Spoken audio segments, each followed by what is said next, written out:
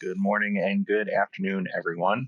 Welcome to another 15-minute feature Friday. My name is Harry Irvin. I'm the SC based up in New Jersey in the Northeast. Today, what we're going to do is we're going to cover 2019 R3 being released this week, or actually last week. And a couple of new features, just want to touch on them. I'm going to be very, very light in PowerPoint presentation today, because what I really want to do is get into the meats and the potatoes of how to actually work on this. So the two features I'm going to look at today, the first one is adaptive streaming. So this is a pretty big one for us. This is one that we've been looking at for a long time now, and it is monumental in the way it's going to help smart clients and with smart wall and the actual display of video on these end machines, these client machines. One of the first things you'll know about adaptive streaming is that it does help to lower the overall bandwidth across the network. So when a camera is only sending the resolution that it needs for the screen it's being displayed on. If you think about your monitor is 1920 by 1080. If you're only looking at a fraction of that monitor itself, maybe only 600 by 400 pixels. Maybe in this example, it's 1280 by 720. But the idea there that you're only streaming that amount of data also. The other thing you have to do is you have to understand that you're also reducing the overall processing power to decode that. The smaller the image, then the smaller the amount of data that's actually being decoded, until you go full screen, where it's something like 12, with this camera that I'm going to show you guys, it'll be 2688 over 1520. The important thing to know here is a couple caveats. One, that this adaptive streaming is only available in the live view. You don't want to do this in playback. Playback, the beauty of that is only a couple cameras will be streaming at any given time when you press play, and that this feature is only an expert in corporate. So on top of adaptive streaming, one of the other things I want to look at today is the new search tab, which is up in the top left-hand side of the smart client. You'll see it right next to playback. I actually have the brief cam video synopsis also installed on mine, so you'll see that in my smart client itself. Beauty of the search tab is that it consolidates everything we were doing before. So you no longer have to do multiple clicks to get to your motion or your bookmark search, and they've added alarm search and event searches to it. And what it really does is it gives you such a streamlined view of filtering any kind of information that you've got. And I'm going to jump right into it. So the first thing I want to talk about is adaptive streaming.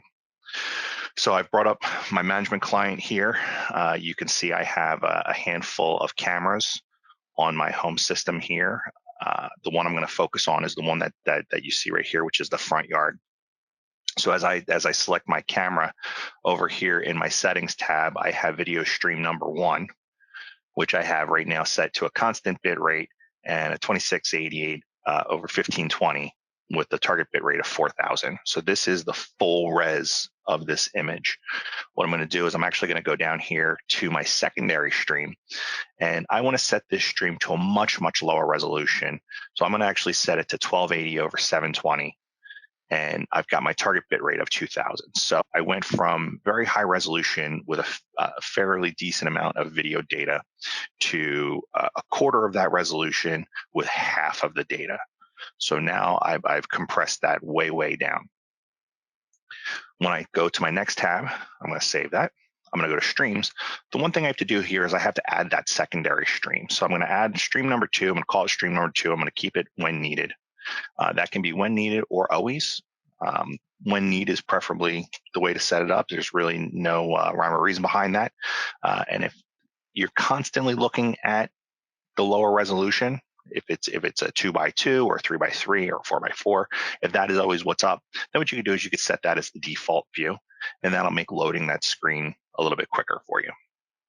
I am going to save that again.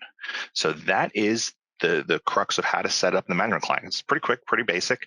I have a couple different cameras here that I can show you. If I come over here to my driveway camera, this is actually another manufacturer. So they already have a secondary stream pre-configured. So all I have to do there is just at that point, just select my resolution. So you can see it's 704 by 480. I've got a 640 by 480. I will then jump over into my smart client.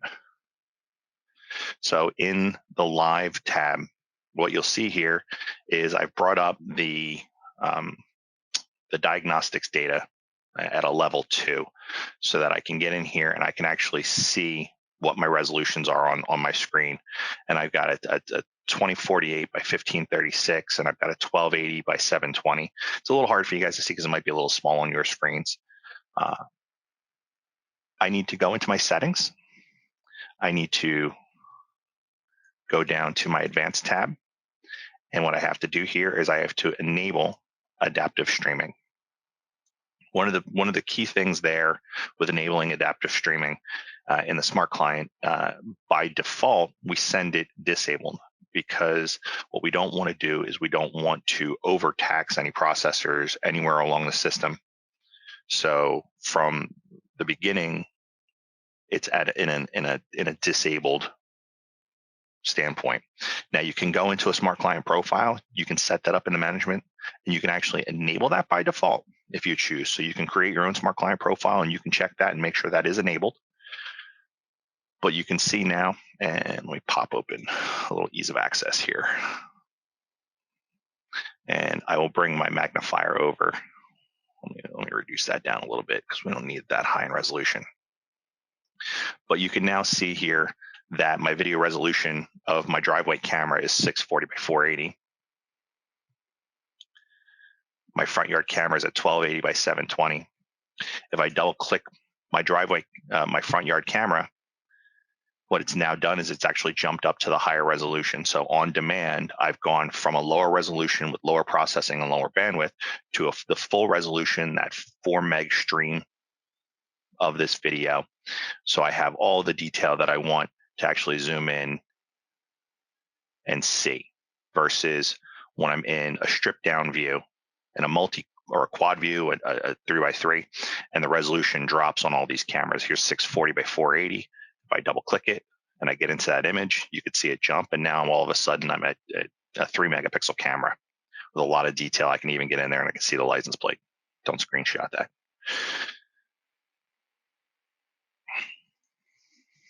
So that's adaptive streaming. Pretty quick, pretty easy. The next thing I'm going to do is I'm going to jump over into our search tab. I'm going to clear this all out. So one of the first things you'll see here is it's a very, very clean view. There is a quick time window. So if I come in here, I actually have the ability to do 2 hours, the last 2 hours, last 6, 12, 24 yesterday, or I can do a custom interval of time. I'm going to keep it at the last 2 hours. I have my camera selection window, so I can come down here and you can see from the current view that I'm in, the cameras that are available, or much like our camera tree in the smart client, you have all of the cameras available that are on the system or any of the views that are on the system. Across the top, I have my results bar. Now in those results, I can either show the bounding boxes or hide them. I can sort by the newest event, the oldest event, the newest time. And what I can actually do here is I can start with my thumbnail size. So I'm going to start out at a fairly medium size. I'm going to select my first camera. I'll select that front yard camera. And much as in the old smart search and sequence search that we had, it very, very quickly populates. All the thumbnails are there. I can then see that I have 20 results. The important thing to know here is this is 20 times that video is recorded. This does not mean that there are 20 events. This does not mean it could be 20 sections of video. Each section of video can actually be quite long. So this one here is only a couple seconds, end time. It's only a couple seconds for that recording. But to make sure that you understand that I'm starting my first layer of video manipulation here. So I can actually take this if I wanted to. I can increase my thumbnail size so I can see. Depending on the size of my screen and whether or not I want to see the playback window more, there's a nice little slider grab right here in the middle that I can grab and jump back and forth to manage and manipulate the size of the video. It is actually really nice. My diagnostics is also here, so I can see any kind of frame rate or anything like that that's going on with the video as it's playing. And as I jump from window to window, all I have to do is come over here and press play, and my video is now being played. You'll see search filters. So one of the nice things that we have here, on top of all of our text windows and our search fields, and I can come down to select camera, and I can just start typing any camera that I know of. And if I go and I say main entrance, all of a sudden that camera becomes available, and I can have access to that, any parking lot camera, anything like that. So it's a quick way of searching, much like we've been able to do. But I can now actually come up here and I can manage searches, I can save searches, and I can open searches. So I did 2 searches earlier. I did one on the front yard. So I will open that one. It gives me a search filter automatically, and it gives me the window of opportunity and everything that I actually already did for this particular search. What this is really good for is from an investigative standpoint. If I'm sitting there as an operator, I'm going to say, oh, this happened. I can take a bit of time. I can do all my searches. I can capture all the information I need, and then I can save that as a search that I can then forward over to the investigators. And then later on, they can go and look at it at their leisure and have everything right in front of them that they need. Case in point, if I come back up here and I open up my searches, I actually did a smart search. So I ran a smart search on my daughter's bedroom. And what you can see here is I've now got all my bounding boxes from where my event occurred, when it happened, how it happened. And I've got, you can see where my smart search is. So it's really nice to very quickly be able to go and pull up those searches and have that information available. That being said, when I come in here, so I've got my daughter's room selected. If I go search for, now all of a sudden you can see what I was talking about before about how everything's consolidated in one location. We have bookmarks, motion, alarms, and events that are all right here that you can now use as filters for the overall search of the video that you have recorded.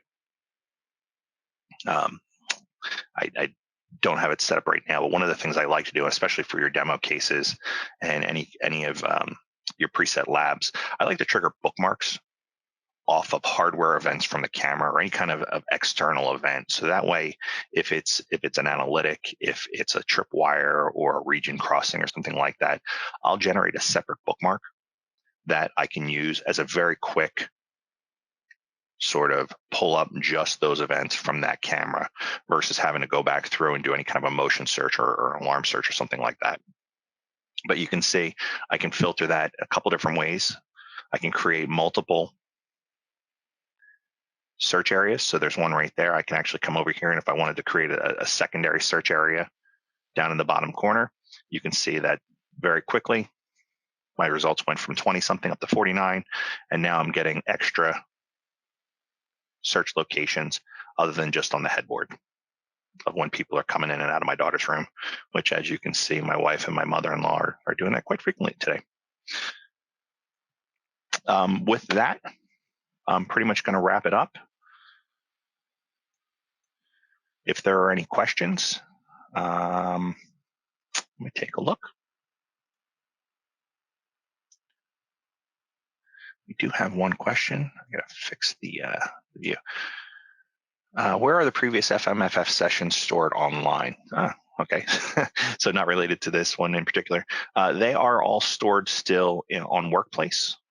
We have a location for access to those. If you would like a particular one, if you can reach out to either your CBM or your SC, what we can do at that point is we can get a copy of it and send it over to you. Did you say this was for corporate only, not professional? Correct. So this is for expert and corporate only. This will not work in any of the lower, the Pro Plus, the Express Plus softwares. So this is a differentiator as far as a product goes when it comes to the adaptive streaming.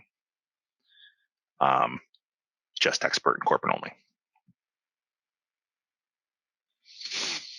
It doesn't look like there's any other questions. So with that, I'll wrap this up. Thank you everyone for joining, and we'll see you next month.